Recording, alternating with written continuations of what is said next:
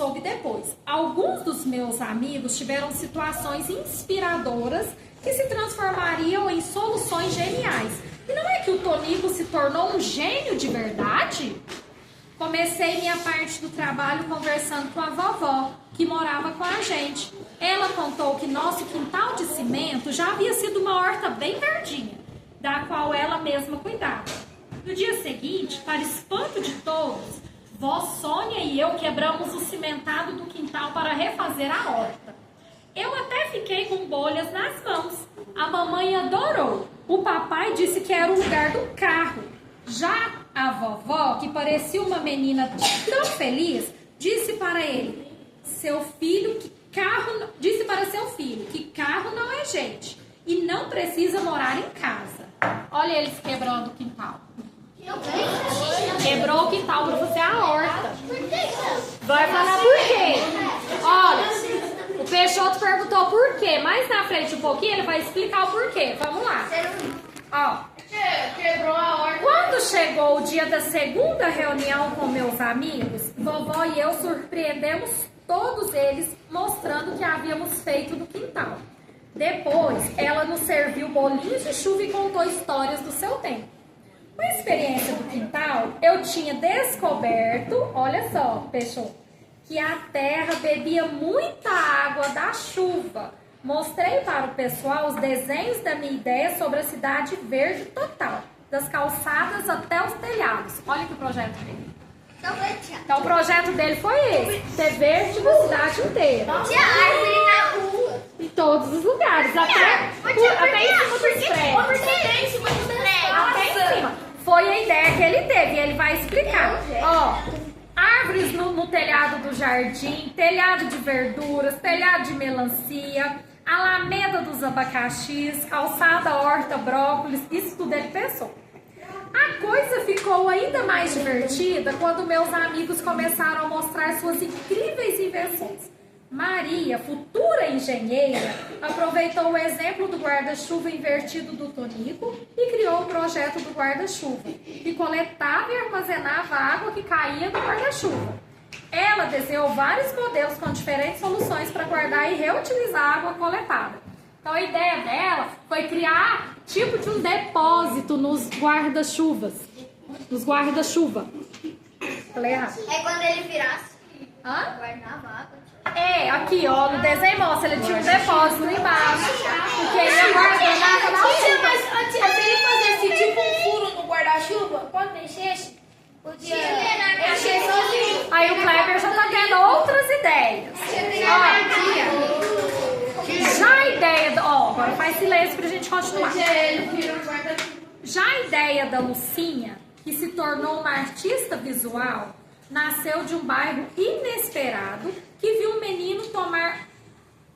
Nasceu de um banho inesperado que viu um menino tomar com a água que ficou embarrigada em um toldo. Ela pensou em reutilizar a enorme quantidade de água que cai dos telhados de casas e prédios e inventou, então, diferentes tipos de reservatório para isso, com variados caminhos e finalidades.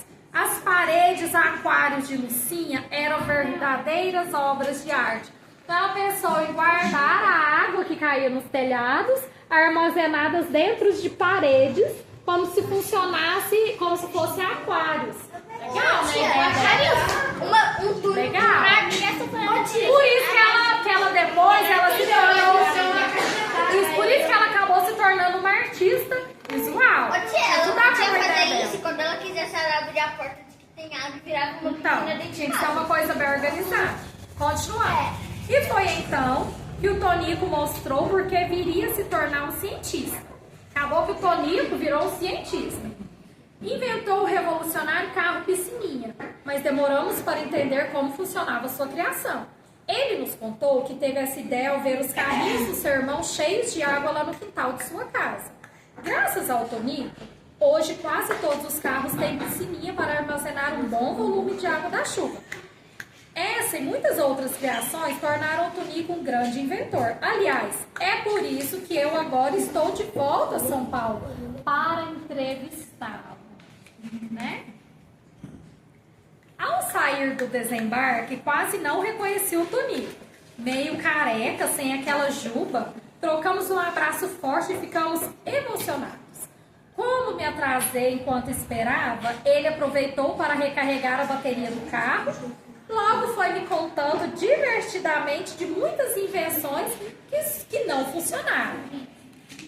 Olha os dois se abraçando, bonitinho assim, não?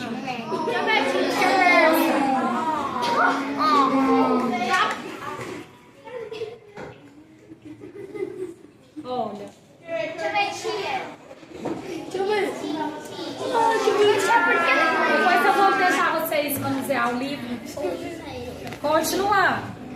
Ao sair do aeroporto, entramos em uma grande avenida, a mesma por onde eu costumava passar de carro com minha mãe e com minha irmã.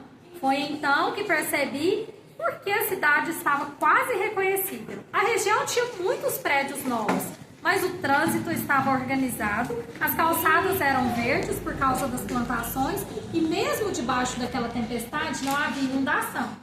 Eu não podia imaginar que nossas ideias e muitas outras iriam mudar o mundo para melhor.